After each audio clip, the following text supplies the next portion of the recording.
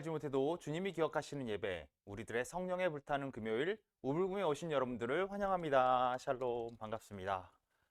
와, 너무너무 더운 것 같습니다. 장마는 그냥 훅 지나간 것 같고요. 가끔 오는 소나기가 저의 마음을 좀 이렇게 시원하게 해주는 그런 시간들이 더 좀 자주 오는 것 같습니다. 장마 같지 않고 어떻게 보면 폭염 가운데 한 번 오는 소나기 이런 느낌이 드는 그런 장마철인 것 같습니다. 여러분, 너무 더운 날씨 건강 유의하시고 항상 주님의 은혜를 사모하면서 좀 샤워도 자주 하시고 시원하게 지내시는 그런 여러분 되었으면 좋겠네요. 그래요. 정말 폭염 가운데 지금 땀이 뻘뻘 나는 그 가운데 한꺼번에 확 쏟아지는 소나기처럼 오늘 말씀이 우리 심령을 시원하게 하는 그런 귀한 시간 되었으면 좋겠습니다. 오늘 말씀의 제목은 성찬을 규칙적으로 시행해야 할 의무입니다. 성찬을 규칙적으로 시행해야 될 의무. 여러분, 성찬을 받을 때 과거에는 세례를 받지 않은 사람들은 성찬에 참여하지 못했어요. 그런데 과연 그것이 맞는가? 웨슬리 목사님은 성찬에 대해서 어떤 생각을 갖고 계시는지, 우리가 성찬을 어떤 식으로 받아야 하는지, 또한 웨슬리 목사님 시대에 성찬을 자주 하는 것에 대해서 반대적인 의견에 대해서는 어떻게 웨슬리 목사님 생각하고 있었는지를 이제 우리가 한번 살펴보면서 우리가 성찬을 어떻게 받아야 하는가, 또 성찬을 얼마나 자주 해야 되는가, 이 부분에 대해서 우리가 좀 생각해야 보는 그런 시간이 되었으면 좋겠습니다. 자, 그럼 먼저 우리가 좀 생각해 봐야 할 때가 뭐냐면, 성만찬을 할 수 있는 한 자주 하는 것이 왜 모든 그리스도인들의 의무인가, 이 부분이에요. 왜 성만찬을 자주 하도록 하였는가, 이 부분인 거죠. 첫 번째는 예수님께서 직접적으로 내리신 명령이기 때문에 그렇습니다. 성경에 분명히 이렇게 나오고 있죠. 이것을 행하여 나를 기념하라 라고 나타나고 있어요. 그 성례전이라는 것은 예수님께서 직접적으로 우리에게 주신 명령이라는 거죠. 자, 또한 이 예식을 통해서, 성례전을 통해서 우리는 한없는 은총을 받을 수 있기 때문에 그렇습니다.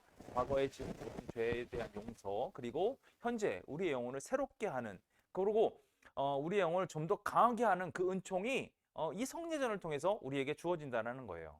우리는 결코 이 주님께서 제정하신 이 주의 만찬을 가볍게 여겨서는 안 됩니다. 그래서 하나님이 기회 주시는 대로 우리는 이 성례전을 행해야 되는 것이고, 이것이 진정한 법이라는 거죠. 그러니까 누구든지 이 거룩한 성찬을 받지 않는 자는 그 의무를 이해하고 있지 못하거나 예수님의 유언을 정말 중하게 여기지 않거나, 또한 죄의 용서하심 그리고 영광의 소망 중에 그의 영혼이 힘을 얻고 새로워지기를 간구하지 않는 사람들이 바로 이런 성찬을 멀리하는 사람이 아닌가, 웨슬리 목사님이 이렇게 얘기하고 있어요. 또한 계속적으로 성찬을 수행하는 것은 바로 우리들의 책임이다, 이렇게 얘기하고 있어요. 왜냐하면 하나님께서 이것을 명령하셨다고 했지 않습니까? 하나님의 명령이 뭐였어요? 이것을 행하여 나를 기념하라, 이렇게 된 거예요. 그러면 이 명령을 잘 수행하는 것, 이것은 하나님의 명령에 순종하는 자세이겠죠. 하나님의 명령에 순종하는 것, 우리는 분명히 하나님의 명령을 들었습니다. 그럼 그 명령에 순종하는 것은 당연한 일이라는 거예요. 그러니까 어떤 사람들이 이렇게 얘기했어요. 그런데 이것을 행하는 대로 나를 기념하라고 그랬지, 할 수 있는 한 자주 이 일을 행하라고 하지는 않았어요. 그 할 수 있는 한 자주라는 말이 이 구절에 포함되어 있지 않기 때문에 우리는 어떻게 되는 거예요? 그냥 뭐 성례전 있을 때만 행하면 되지 않습니까? 굳이 뭐 성례전을 굳이 행해야 될 이유가 있습니까? 이렇게 얘기하고 있는 거예요. 자, 그러면 생각해 봅시다. 할 수 있는 대로 자주라는 말이 말씀에 포함되어 있다면 여러분 순종하시겠죠. 그런데 이게 빠져 있다고 해서 하나님 말씀에 순종하지 않는다? 그게 무슨 얘기냐면, 행하여 기념하라 라는 부분이 있다라는 얘기라는 것은 뭐 그것이 소위 말해서 몇 번에 걸쳐가지고 행하기만 하면 됩니다 라는 것도 아니잖아요. 무슨 얘기인지 아시겠어요? 그러니까 할 수 있는 한 자주라는 말이 빠져 있다고 해서 행하여 기념하라는 말이 사라진 건 아니라는 얘기예요. 그래서 우리는 어떻게 된 거예요? 늘 그 의무를 지키는 것이 당연한 순종이라는 거예요. 할 수 있는 한 우리는 그 계명에 언제든 순종해야 한다라는 거죠. 뭐 이런 계명이 있든 저런 계명이 없든 이건 중요하지 않다는 거예요. 우리에게 주어진 계명이 뭐예요? 행하여 기념하라. 이것을 우리에게 이게 우리가 지켜야 할, 반드시 지켜야 할 계명이라는 거예요. 그래서 우리는 이 말씀에 순종하지 않는다면 우리의 자리가 하늘나라에 없을 수도 있다. 웨슬리 목사님은 이렇게까지 얘기하고 계세요. 그리고 성만찬에 참여하는 것을 인간에 대한 하나님의 자비라는 개념으로 한번 생각해 보자는 거예요. 하나님께서는 이 만찬을 통하여서 무한한 자비를 우리에게 부어주고 계시죠. 이 수단을 통해서 우리는 하나님께서 우리를 위해서 준비해 준 그 복을 언제나 받을 수 있게 됩니다. 그래서 우리는 성만찬을 통해 이 땅에서의 거룩함을 얻고 하늘에서의 무한한 영광을 얻을 수 있게 된다는 거예요. 자, 그렇다면 자비라는 개념, 하나님이 우리에게 줄 수 있는 자비라는 개념으로 우리가 받아들인다면 우리는 언제든지 그 자비를 받아들일 준비를 해야 한다는 거예요. 우리가 약하다는 걸 고백할 수 있게 되었을 때 우리의 약함을 강하게 할 수 있는 것, 우리의 힘을, 능력을 강하게 할 수 있는 것, 그것은 주님의 자비를 통하여서 우리가 이걸 얻을 수 있지 않겠습니까? 우리는 그 기회를 늘 잡으려고 노력해야 한다는 거예요. 성만찬은 그렇다는 거죠. 자, 그렇다면 당시에 성만찬을 계속해서 해야 된다는 데 반대하는 의견들이 있었다라는 거예요.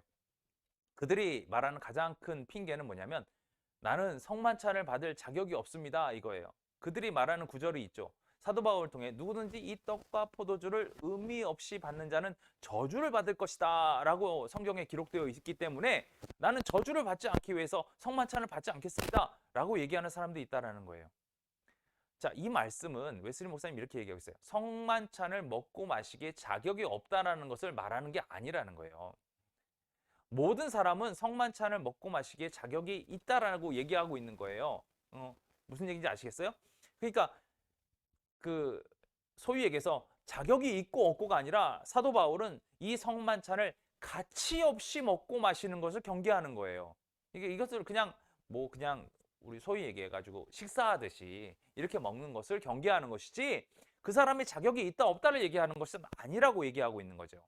그래서 오히려 성만찬에 전혀 참여하지 않을 때 임할 저주를 오히려 두려워해야 되지 내가 자격이 없기 때문에 성만찬을 안 하겠습니다 라는 것은 의미 없는 얘기다 이렇게 얘기하고 있는 거죠. 또 반대자들이 이렇게 얘기한다 그래요. 성만찬 자격을 그러니까 성만찬을 받을 자격이 없는 이유는 최근에 내가 죄를 지었기 때문이라는 거예요. 사실 과거의 초대교회들은 심각한 죄를 범한 사람들에게는 죄 회개함 없이 성만찬 받는 것을 금해왔어요. 이건 분명한 사실입니다. 그러나 우리는 여기서 분명히 알아야 될 것이 있어요.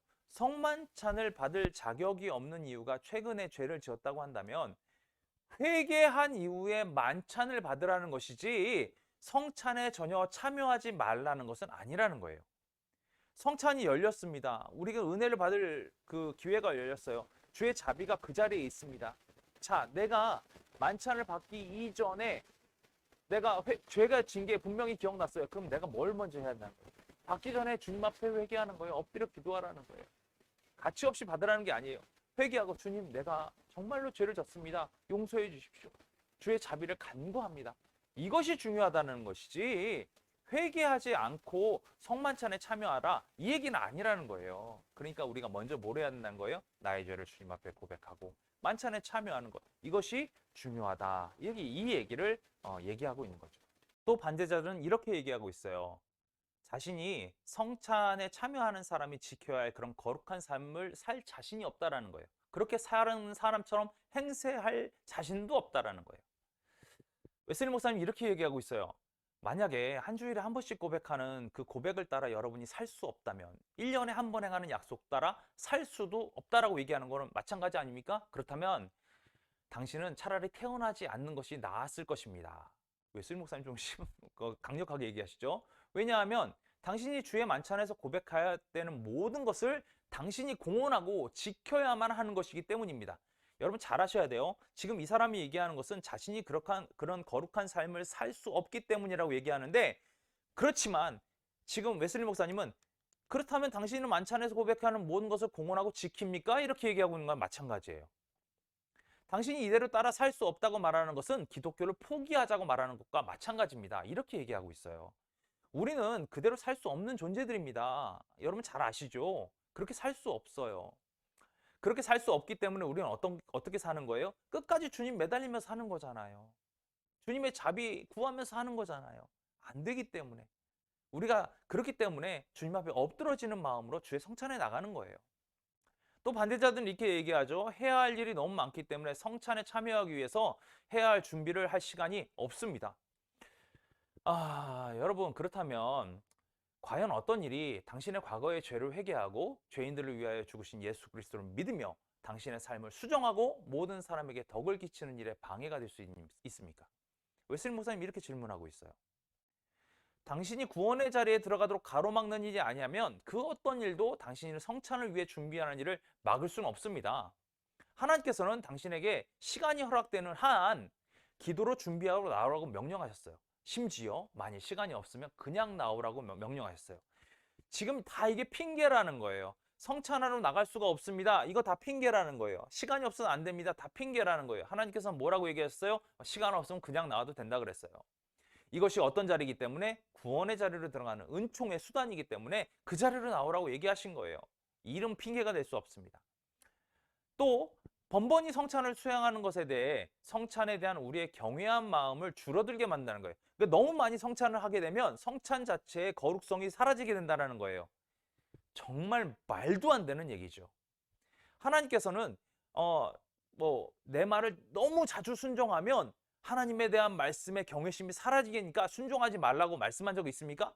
웨슬리 목사님 이렇게 얘기하고 있어요. 만일 하나님께서 그렇게 말씀하셨다면 당신은 죄가 없습니다. 그러나 만일 그렇지 않다면 당신이 말한 것은 아무 의미가 없습니다. 무슨 얘기인지 아시겠어요?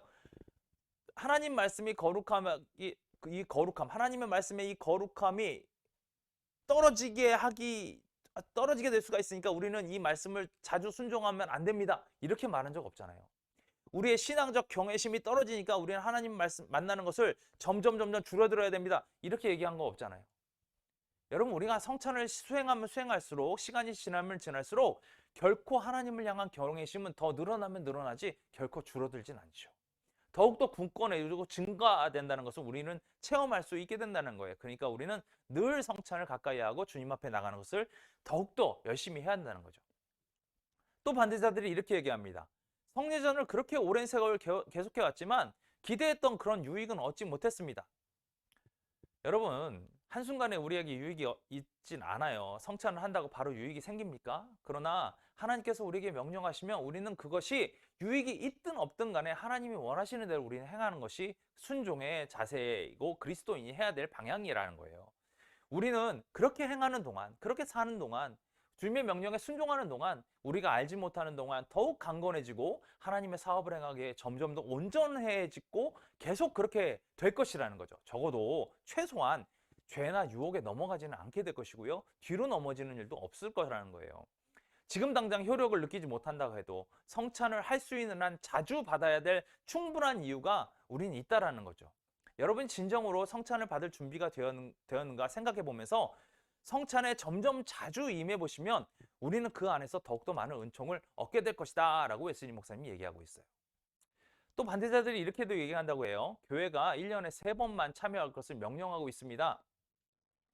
교회가 3번 명령하기 때문에 1년에 3차례 성례를 행한다면 하나님이 명령하시는 명령에 따르는 것에 전혀 문제가 없지요. 그러나 그 이상 하지 말라라고 명령을 하시진 않았잖아요. 그러니까 내가 섬기는 교회에서 3번의 성찬을 했어요. 근데 어느 교회에 잠깐 초대돼서 갔는데 거기서 성찬을 한다 그래서 우리가 그 성찬을 거부할 이유는 없다라는 거예요. 그 이상 계속해서 성찬을 시행해도 된다라는 거죠.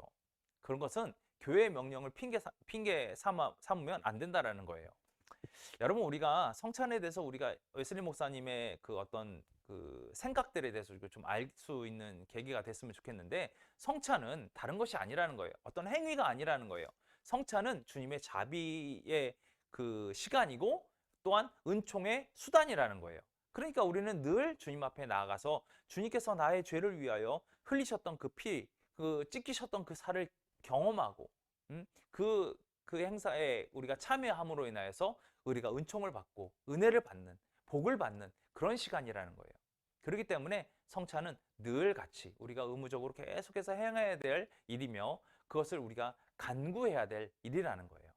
우리는 주님 앞에 그렇게 맡겨진 바 된 사람들이고 주님의 성찬을 통하여 주님의 자비하심을 느끼고 그 은혜 안에 엎드러지는 귀한 은혜가 있는 그런 시간이라는 것을 우리가 경험하고 알 수 있게 되기 때문에 그렇습니다. 그걸 통해 우리의 신앙이 굳건해지고 강건해지고 주님 앞에 더욱더 온전하게 서갈 수 있게 되는 그러한 귀한 통도이기 때문에 우리는 성례전을 늘 가까이 해야 될 것입니다. 우불근 식구들도 얼마 전에 저희 교회는 저번 주에 이제 맥주 감사주일 때 성례전을 했었는데요. 성례전이 있을 때마다 감사하는 마음으로 주님 앞에 엎드러지는 마음으로 그렇게 나가시는 우리 우불근 식구들 다 되었으면 좋겠습니다. 그래서 그 능력 힘입어 더욱더 굳건한 신앙을 영위하고 살아가시는 그런 우불근 식구들 다 되었으면 좋겠습니다. 한 주간도 우리가 이런 주님을 기억하며 이런 주님을 붙잡으며 살아가시고 늘 승리하시는 그런 귀한 우리 우불근 식구들 다 되길 간절히 바라며 다음 주에 다시 만날 때까지 안녕.